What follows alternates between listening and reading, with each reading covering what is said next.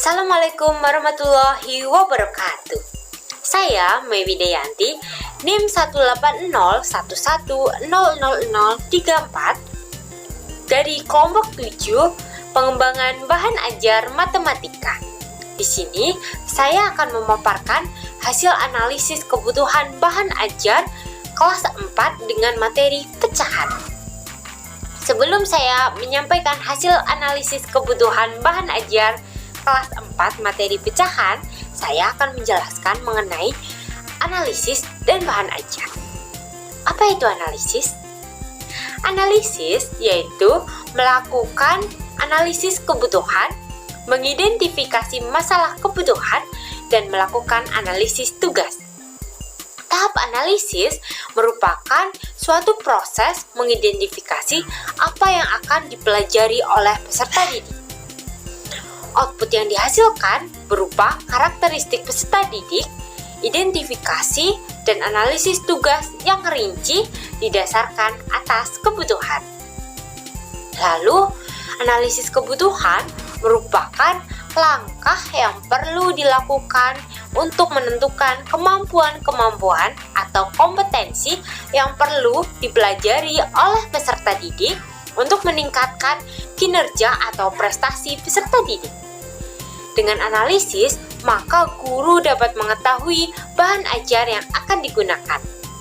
Analisis kebutuhan bahan ajar ini membantu guru untuk mengidentifikasi kemampuan-kemampuan dan kompetensi yang harus dikuasai oleh peserta didik.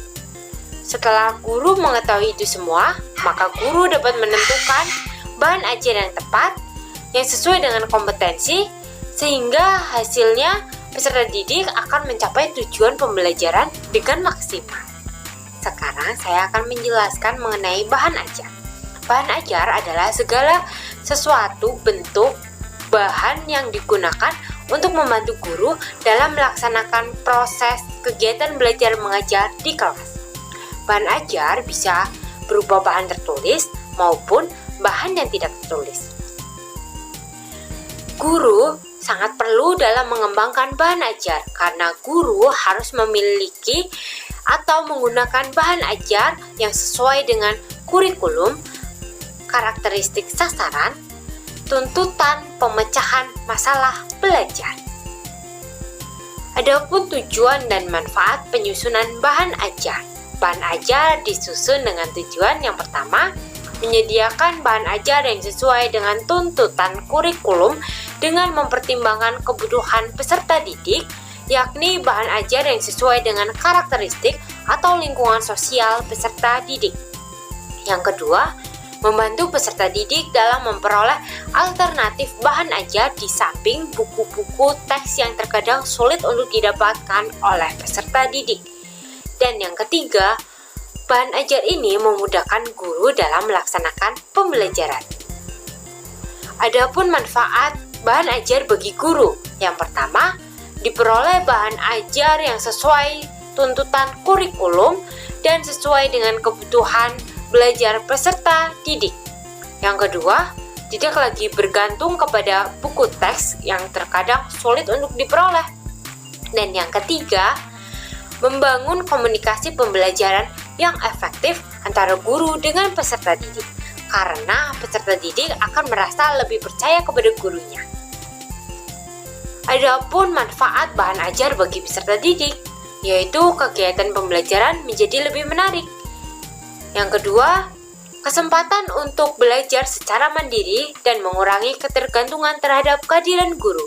Dengan bahan ajar, peserta didik dapat belajar materi-materi sesuai dengan kemampuannya atau sesuai dengan kecepatan belajarnya. Yang ketiga, manfaat bahan ajar bagi peserta didik adalah mendapatkan kemudahan dalam mempelajari setiap kompetensi yang harus dikuasainya. Jenis-jenis bahan ajar cetak yaitu ada handout, buku, modul, buku ajar, dan lembar kerja siswa. Apa itu handout? Handout adalah bahan tertulis yang disiapkan untuk memperkaya pengetahuan peserta didik. Buku adalah buku yang berisi ilmu pengetahuan hasil analisis terhadap kurikulum dalam bentuk tertulis. Modul adalah bahan ajar yang ditulis dengan tujuan agar peserta didik dapat belajar secara mandiri tanpa adanya bimbingan dari guru.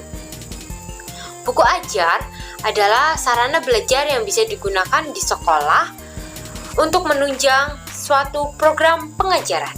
Sedangkan lembar kerja siswa adalah materi ajar yang sudah dikemas sedemikian rupa sehingga siswa diharapkan dapat materi ajar secara mandiri.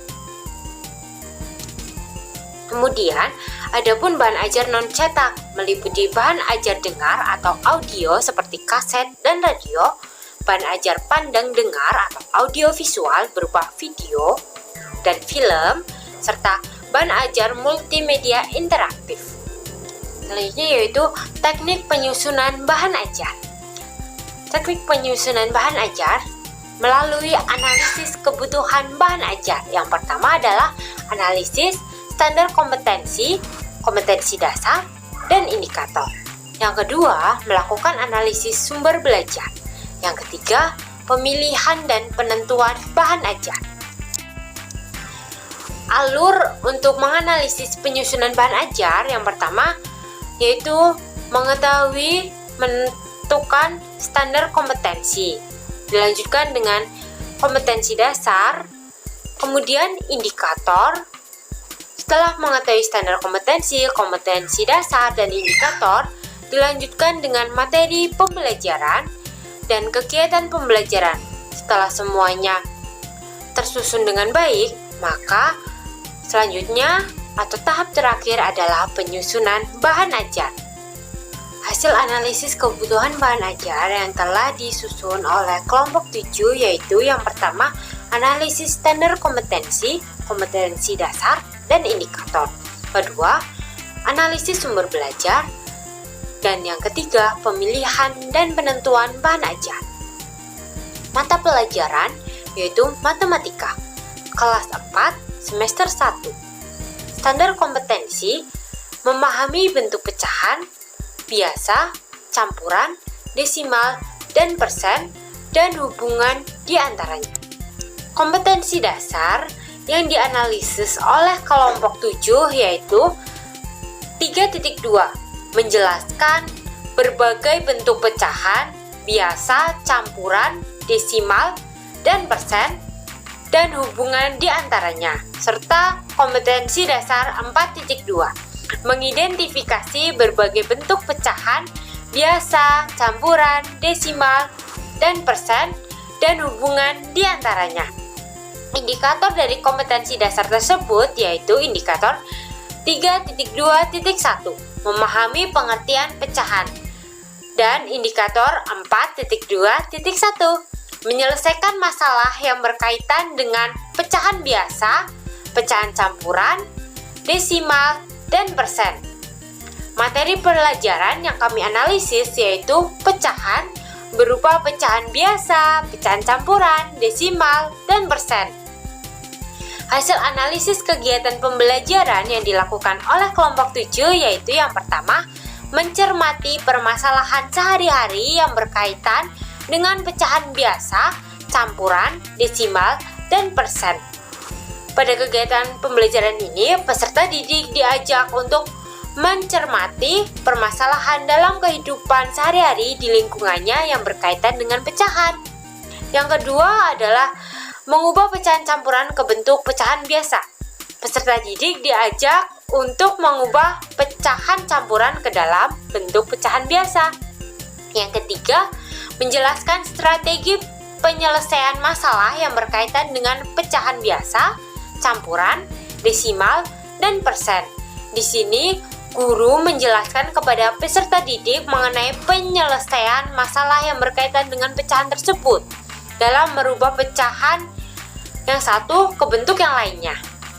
Yang keempat adalah menyelesaikan masalah yang berkaitan dengan pecahan biasa, pecahan campuran, desimal, dan persen. Pada kegiatan pembelajaran ini, setelah guru menjelaskan mengenai strategi penyelesaian masalah, peserta didik diminta agar dapat menyelesaikan masalah yang berkaitan dengan pecahan. Kegiatan pembelajaran yang kelima adalah menyajikan penyelesaian masalah yang berkaitan dengan pecahan biasa, pecahan campuran, desimal, dan persen. Di sini akan disajikan soal-soal dan peserta didik diminta untuk menyelesaikan masalah yang berkaitan dengan pecahan.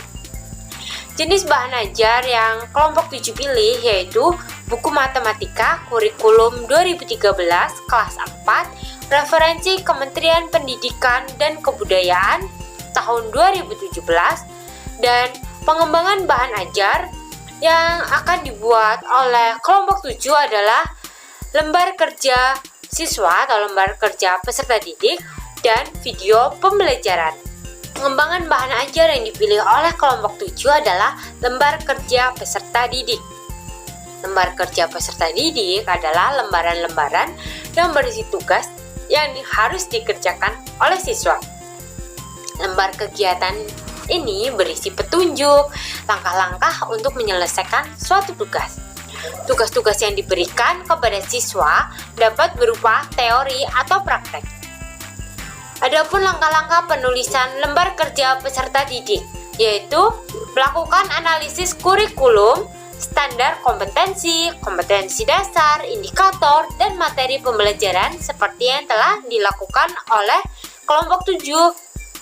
Yang kedua adalah menyusun peta kebutuhan lembar kerja peserta didik.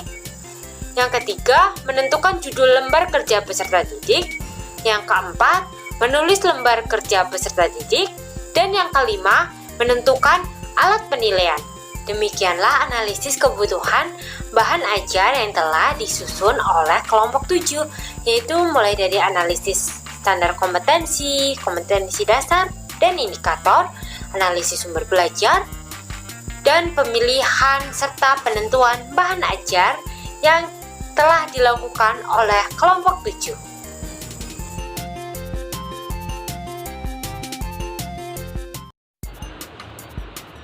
Bismillahirrahmanirrahim. Assalamualaikum warahmatullahi wabarakatuh. Ya, kembali lagi di ruang edukasi pembelajaran di sekolah dasar.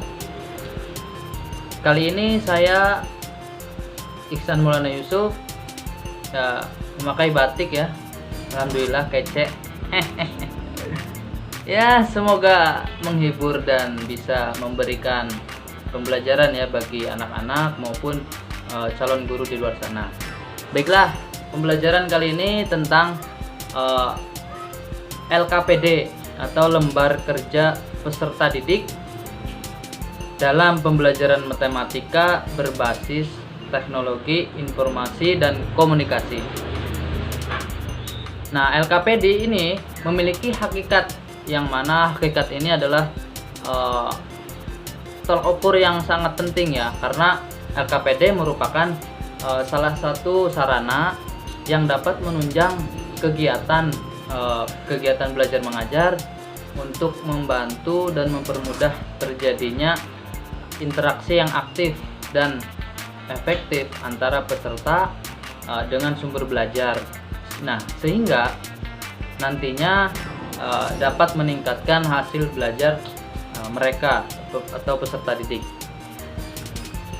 Sedangkan menurut ahli ya, menurut penilik ataupun peneliti Sukirman dan Jumhana dalam bukunya mengisyaratkan bahwa LKPD merupakan suatu bahan ajar yang dicetak berupa lembaran-lembaran yang berisi materi, ringkasan, dan petunjuk yang harus dilaksanakan oleh peserta didik. Nah, dari Sukirman ini menunjukkan bahwa LKPD yang tadinya konvensional kini berbasis TIK ya, atau teknologi informasi dan komunikasi karena menyesuaikan zaman. Sekarang kan zaman 4.0 ya. Jadi apa itu LKPD? Fungsinya, menurut saya fungsinya itu dan menurut buku-buku bacaan ya, pertama yaitu mengarahkan proses pembelajaran, karena LKPD itu bisa jadi sebagai fondasi utama dalam mengajar, karena dia berupa tujuan, langkah-langkah yang nantinya akan membimbing peserta didik dalam proses belajar. Yang selanjutnya mempercepat proses pembelajaran. Ya jelas, karena LKPD salah satu bentuk evaluasi. Yang selanjutnya mengetahui materi-materi yang telah dikuasai, karena LKPD adalah bentuknya uraian yang kemudian bisa pilihan ganda ya, yang kemudian bisa dicermati oleh peserta didik. Keempat, mengoptimalkan alat bantu pembelajaran yang terbatas, karena alat bantu misalnya di dalam sekolah ataupun satuan belajar, di sekolah tersebut tidak ada media ataupun bahan ajar yang disusun secara khusus, karena yaitu tadi konvensional ya, karena medianya itu melulu gitu. Misalnya tengkorak dalam pembelajaran IPA, kemudian penggaris dalam pembelajaran matematika, hanya itu saja yang pokoknya. Nah, LKPD hadir dengan revolusi baru gitu. Kemudian aktif, karena dari LKPD ini ketika diberikan kepada peserta didik oleh guru, maka peserta didik akan aktif bertanya bagaimana ini cara pengerjaan dan lain sebagainya. Kemudian meningkatkan minat, karena siswa akan merasa diafiliasi ya oleh sekolah dan juga gurunya. Meningkatkan kepercayaan, tentu karena ya kepercayaan bisa disadarkan dengan berbagai bentuk pembelajaran. Lalu yang terakhir, memudahkan penyelesaian tugas mandiri dan kelompok. Ini intinya, karena LKPD ini bisa berbentuk petunjuk yang dilakukan secara individu maupun kelompok, sehingga bisa menyelesaikannya dengan secara variatif ya. Kemudian analisis isi di dalam LKPD itu apa saja? Nah, saya sudah merumuskannya bahwa di dalam LKPD itu harus dicantumkan dalam pembuatannya ya. Pertama yaitu identitas. Nah, identitas ini berisi nama atau nama kelompok misalkan, kemudian kelas, tema, dan instansi ya, sekolah maupun sekolah dasar dan madrasah ibtidaiyah. Itu. Setelah itu judul, atau boleh juga judul dulu baru identitas. Nah, kemudian tujuan pembelajaran. Di dalam LKPD harus menunjukkan tujuan pembelajaran, karena analisis tujuan pembelajaran harus sesuai dengan materi pembelajaran yang akan disampaikan di grup atau di pembelajaran ya. Kemudian alat dan bahan itu bisa ditambahkan di dalam LKPD, karena sesuai dengan materi ya. Kalau misalkan pengerjaannya harus berupa bahan dan alat, harus disediakan oleh pembuat LKPD. Kemudian disertakan contoh sebagai bentuk pembinaan, dan yang terakhir adalah langkah kerja. Langkah kerja itu berupa penyelesaiannya. Nah, langkah kerja ini karena berisi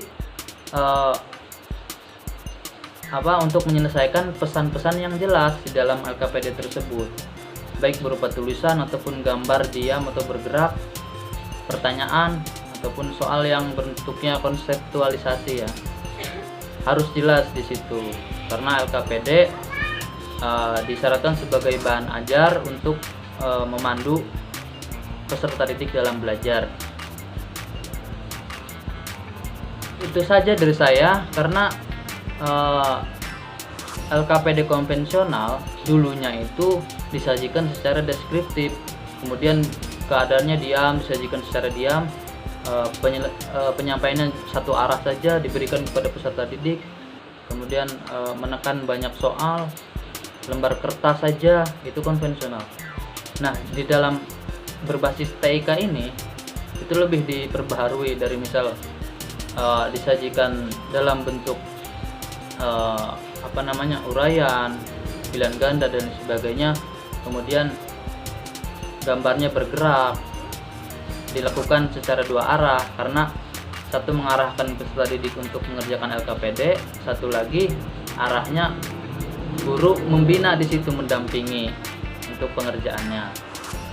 Kemudian tidak menanyakan banyak soal, karena harusnya LKPD disajikan secara sederhana namun bermutu begitu.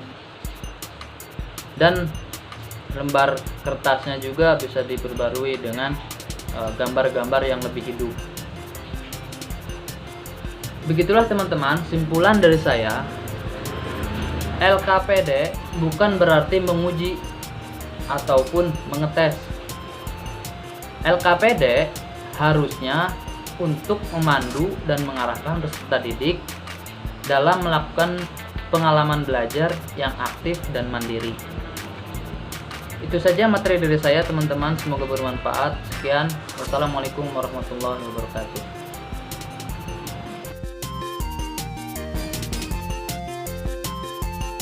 Ya, kemudian di sini juga kami membuat naskah bahan ajar audio, yaitu materinya pecahan.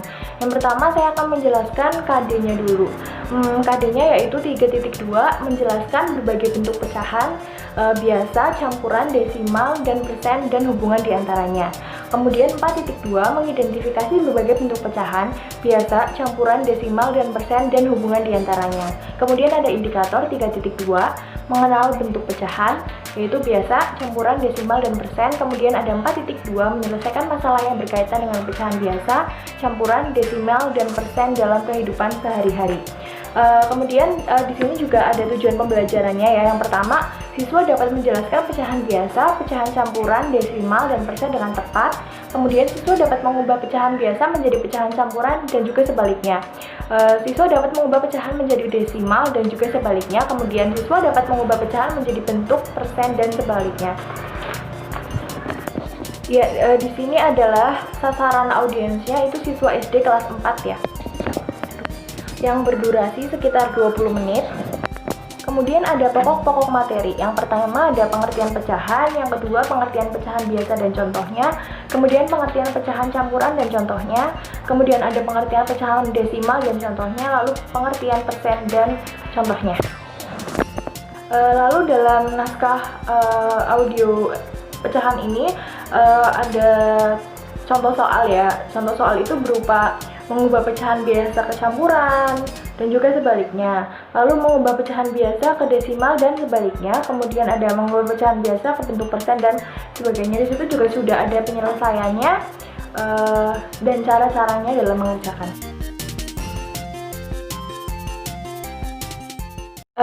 Selanjutnya saya akan menjelaskan tentang modul yang telah dibuat oleh kelompok 7, yaitu modul pecahan. Yang pertama, saya akan menjelaskan terlebih dahulu apa itu modul. Ya, modul merupakan suatu bahan ajar yang dibuat untuk memberikan kesempatan siswa dalam belajar sesuai dengan kecepatan dan kemampuannya masing-masing. Karena tingkat pemahaman dan daya pikir siswa itu berbeda ya. Maka dari itu modul disediakan untuk memberikan kesempatan kepada siswa tersebut dalam belajar. Ya, modul yang telah dibuat oleh kelompok 7 yaitu modul pecahan. Yang pertama saya akan menjelaskan kompetensi inti, kompetensi dasar, kemudian indikator. Yang pertama yaitu kompetensi inti, memahami pengetahuan faktual dengan cara mengamati dan menanya berdasarkan rasa ingin tahu tentang dirinya, makhluk ciptaan Tuhan dan kegiatannya, dan benda-benda yang dijumpainya di rumah, di sekolah, dan di tempat bermain. Kemudian menyajikan pengetahuan faktual dalam bahasa yang jelas, sistematis, dan logis dalam karya yang estetis. Kemudian ada kompetensi dasar 3.2 menjelaskan berbagai bentuk pecahan biasa, desimal, campuran, dan persen, dan hubungan diantaranya. Kemudian mengidentifikasi berbagai bentuk pecahan biasa, campuran, desimal, dan persen, dan hubungan diantaranya. Ya, kemudian ada indikator yaitu 3.2 memahami pengertian pecahan, kemudian 4.2 menyelesaikan masalah yang berkaitan dengan pecahan biasa, pecahan campuran, desimal, dan persen.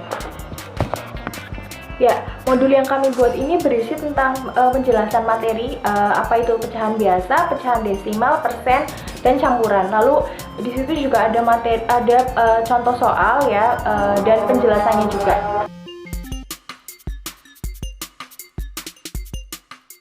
Pengembangan bahan ajar berbasis komputer yang dikembangkan oleh kelompok 7 berupa PowerPoint.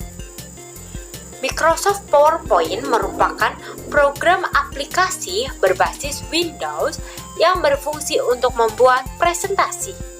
Microsoft PowerPoint sangatlah mudah untuk digunakan dan menyediakan banyak fasilitas untuk membuat presentasi menjadi lebih menarik.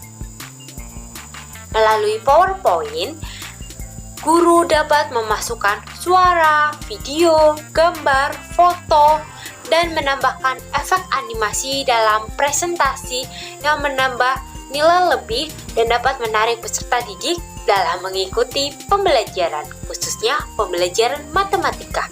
Peserta didik akan lebih tertarik mengikuti pembelajaran matematika dengan menggunakan animasi dan efek yang menarik. Kemudian, ada pun langkah-langkah yang digunakan dalam Microsoft PowerPoint. Yang pertama, langkah untuk memasukkan movie dalam presentasi, yaitu pada menu Insert, Movie and Sound, kemudian Movie from File atau Clip Organizer.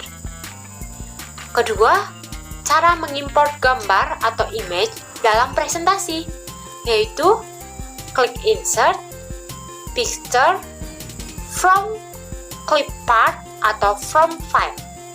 Ketiga, cara memasukkan tabel dalam presentasi, yaitu klik Insert, kemudian pilih tabel.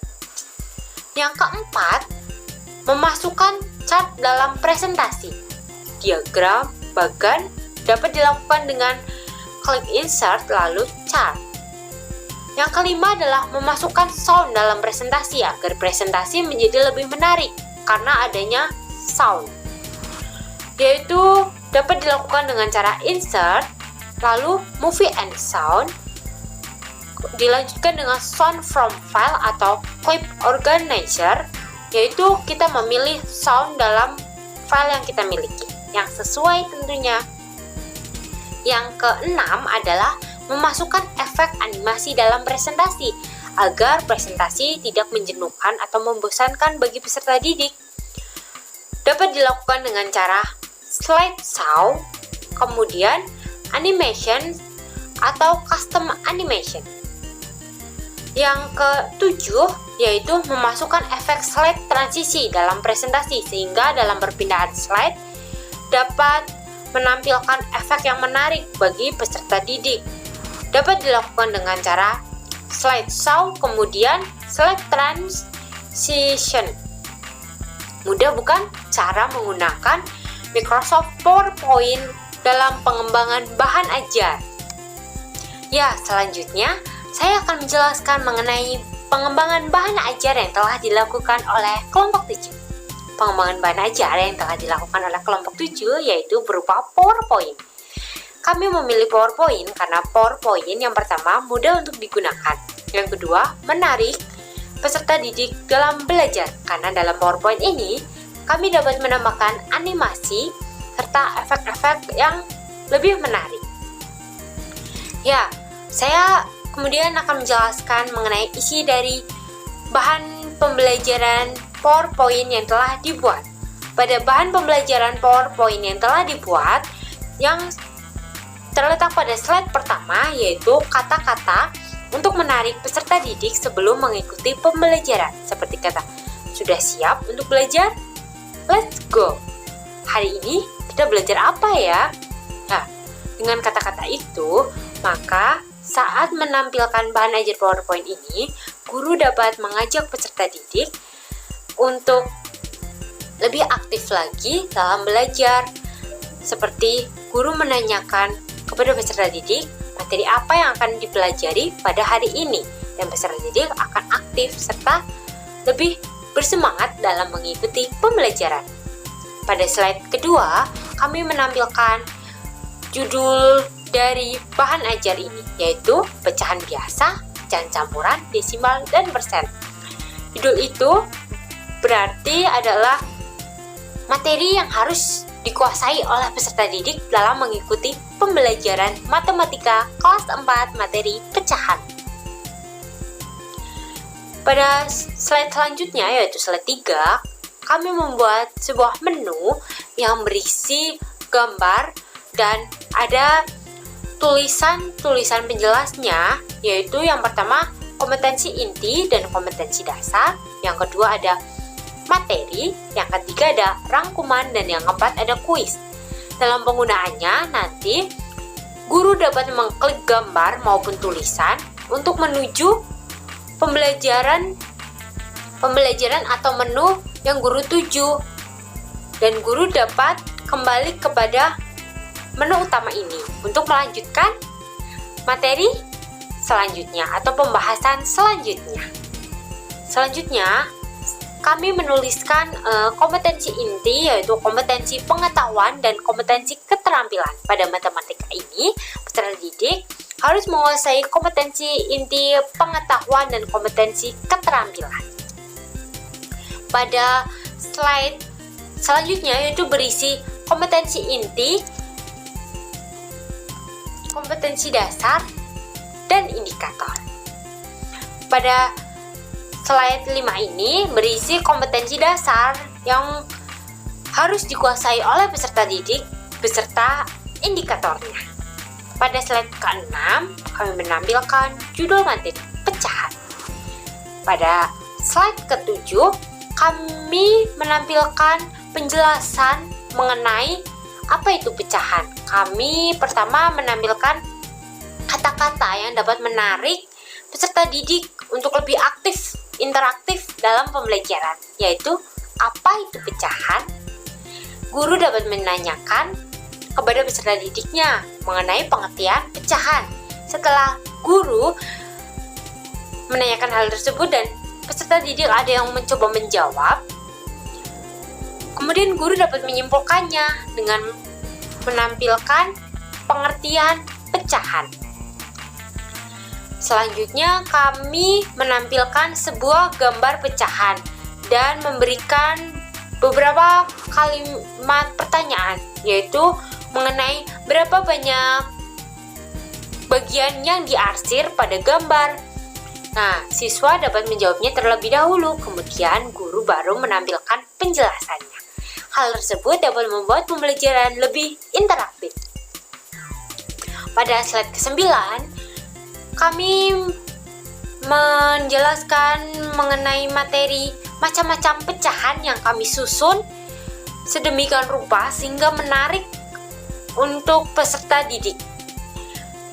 Kami membuat tulisan ini menjadi lebih menarik, terdapat pada kotak-kotak yang tersedia sehingga peserta didik tidak merasa bosan dalam belajar. Pada slide 10, yaitu mengenai hubungan antar pecahan. Di sini dijelaskan bagaimana cara mengubah pecahan biasa ke bentuk pecahan campuran ke dalam bentuk biasa, pecahan biasa ke dalam desimal, maupun persen. Penjelasan ini kami sertakan contoh-contohnya agar peserta didik mudah dalam memahami materi. Selanjutnya yaitu rangkuman. Rangkuman ini berisi mengenai rangkuman dari materi-materi yang telah dipelajari oleh peserta didik, sehingga menggunakan PowerPoint pun peserta didik dapat mengetahui rangkumannya dan guru dapat menyampaikan rangkuman pembelajaran dengan mudah. Lalu pada slide selanjutnya kami membuat kuis, yaitu di dalam kuis ini kami membuat 5 soal mengenai pecahan. Peserta didik diminta untuk menyelesaikan permasalahan mengenai pecahan. Di sini kami menggunakan pilihan ganda di mana nanti ketika peserta didik dapat menjawab dan mengklik pilihannya, apabila jawabannya salah, maka akan muncul gambar animasi menangis dan efek suara boom. Pada jawaban yang benar, maka akan muncul animasi yang tersenyum dan disertai dengan sound yang menyenangkan. Hal ini dapat menarik peserta didik untuk menjawab pertanyaan sehingga peserta didik terpacu untuk selalu menjawab pertanyaan yang benar sehingga tidak mendapatkan suara boom. Kami membuat beberapa soal untuk mengetahui, mengevaluasi sejauh mana pemahaman peserta didik terhadap materi yang telah disampaikan oleh guru. Jadi dalam PowerPoint ini, guru tidak hanya menyampaikan materi, tetapi juga didapati kuis yang dapat mengevaluasi pemahaman peserta didik terhadap materi.